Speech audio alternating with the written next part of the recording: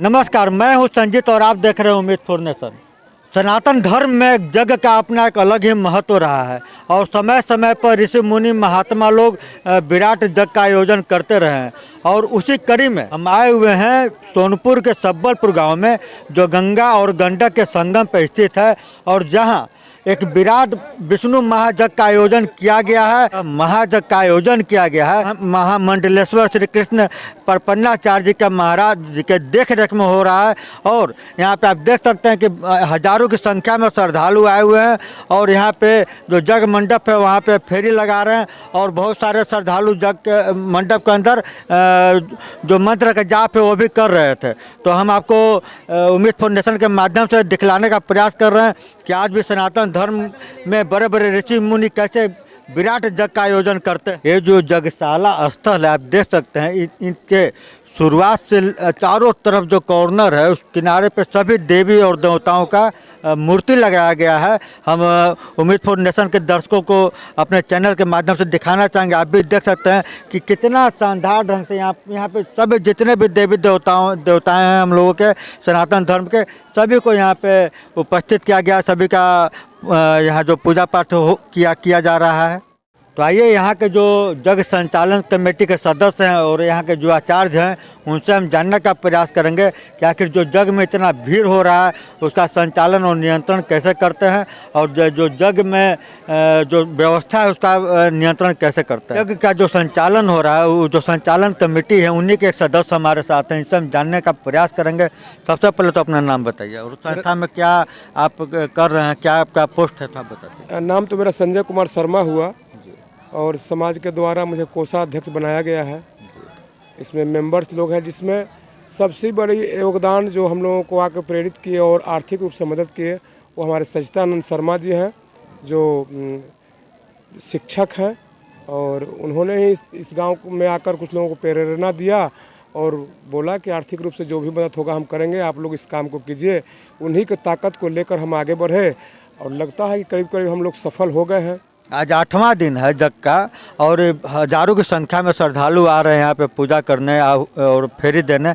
तो इस भीड़ का नियंत्रण कैसे हो रहा है? भीड़ का संचालन हमारे ग्रामीण जो है 4 पंचायत का गांव है, चारों पंचायत के लोग इसमें सक्रिय कार्यकर्ता के रूप में काम कर रहे हैं और सभी जगह उनका रहने, पंडाल, कुर्सी बैठने का व्यवस्था किया गया है।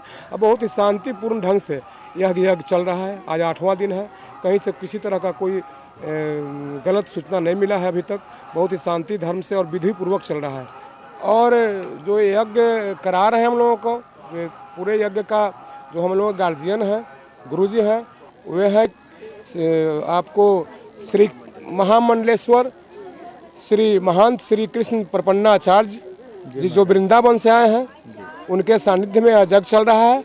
और आपको इसके बाद विशेष बात जो है, हमारे जो मतलब जो प्रेरणा दिया है इस यज्ञ का सच्चिदानंद शर्मा जी हैं, ये आपको बताएंगे। सच्चिदानंद शर्मा जी हैं, उनसे हम बात करते हैं। आप ये बताइए बाबा कि जो यज्ञ का आयोजन करने का ख्याल आपके दिल में कैसे आया? असल हम बाहर रहते हैं जी, तो बचपन गांव में बीता है, तो लोगों से संपर्क कम हो गया। और ये क्षेत्र जो है वो शायद भारत का सबसे पवित्र क्षेत्र है। गंडक, नारायणी और ये गंगा सोन भी पहले यहाँ था, माने ये त्रिवेणी थी। और हरिहर क्षेत्र जो मेला हुआ, ये 4 क्षेत्र है, बराह क्षेत्र हैं और ये कई क्षेत्र है, जिसमें सबसे महत्वपूर्ण क्षेत्र हरिहर क्षेत्र है, जहाँ एक ही बार विष्णु और हर माने महादेव हाँ एक साथ यहाँ आए हैं और गजग्राह की लड़ाई हुई थी। बड़े बड़े संत आते हैं, कार्तिक महीना में गंगा किनारे सेवन करते हैं। तो ये पवित्र स्थल है।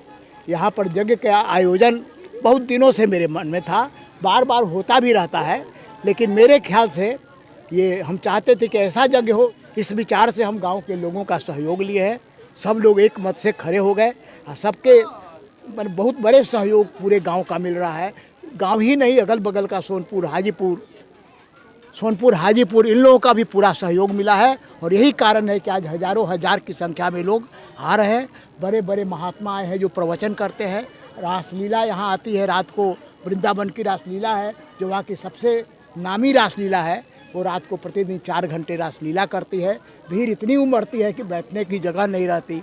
तो ये हम बहुत अपने को धन्य मानते हैं कि मेरे आगे बढ़ने से हम कुछ कर नहीं सकते, हम सिर्फ अपनी बात कह सकते हैं लोगों को, लेकिन मेरी बात सुनकर गांव के लोगों ने इतना बड़ा यज्ञ किया है, इसके लिए मैं गांव के लोगों का आभारी हूं, यहाँ की जनता का आभारी हूं, सबका आभारी हूं। आपके देख रेख में, आपके जो नेतृत्व में से बड़ा जग का आयोजन किया गया, इसमें हजारों लोग जुट रहे हैं, क्या अनुभव होता है? तो आपको जग समाप्ति की हो रहा है, कल सुबह में 6 बजे जग समाप्त हो जाएगा, क्या अनुभव होता है आपको अपने दिल के अंदर? अनुभव होता है कि ये तो बहुत बड़ा तीर्थ स्थल बन गया है। सारे इतने तीर्थ हैं, अभी लगता है कि सारा तीर्थ सबलपुर में आ गया है, और भीतर से इतनी खुशी होती है लोगों का सहयोग देखकर। दूर दूर के लोग, गांव के लोग, औरतें देखते, दिन भर से हजारों की संख्या में औरतें जो कर रही है, फेरी लगा रही हैं, और दिन भर बड़े बड़े विद्वान लोग आते रहते हैं, दर्शन करते हैं, पुजारी लोग आते रहते हैं। इतनी बड़ी चीज़ अपने जीवन में हमने नहीं देखा है जो देख रहे हैं बचपन से। मेरा 80 वर्ष का उम्र है। यज्ञ पूजा तो बराबर सोनपुर में भी होता रहता है, लेकिन जितनी लोगों की माने सहयोग मिल रहा है, और लोग जितने इसके उत्सुक है इसके लिए, ये देखकर बहुत तबीयत खुश हो जाती है। अच्छी से अच्छी व्यवस्था की गई, जो आ रहे हैं उनके लिए प्रसाद है, कभी कभी खिचड़ी, कभी कुछ और दूसरा पूरी जलेबी, कुछ इस तरह का प्रसाद लगातार बट रहा है। रात को, दिन को, जो भी बाहर से भी लोग आते हैं या गांव के लोग भी जो खाना चाहते हैं, उनके लिए सुबह भी रात भी पूरी खाने की व्यवस्था है। भंडारा के अलावे ये रोज़ का भंडारा है, तो ये गांव के लोगों के सहयोग से बहुत बड़ा काम हो रहा है कि कोई भी यहाँ से भूखे नहीं लौटे। विराट महाविष्णु जग का जो आयोजन हो रहा है, आप उसके आचार्य हैं, क्या बतलाएंगे, क्या कहना चाहेंगे इसके बारे में? विष्णु महायज्ञ का आयोजन जो है वो राष्ट्र कल्याण के लिए, यज्ञ कोई विशेष सार्वजनिक होता है, किसी व्यक्ति विशेष का नहीं होता है। यज्ञ से समाज का कल्याण होता है, देश का कल्याण होता है, राष्ट्र का कल्याण होता है। इससे श्री देवता प्रसन्न होकर के अन्न आदि जल की वृष्टि करते हैं, जिससे अन्न इत्यादि की उत्पन्नता होती है। जो यहाँ श्रद्धालु आए हुए हैं, बहुत श्रद्धा लेके आए होंगे, उनके लिए क्या आप संदेश देना चाहेंगे?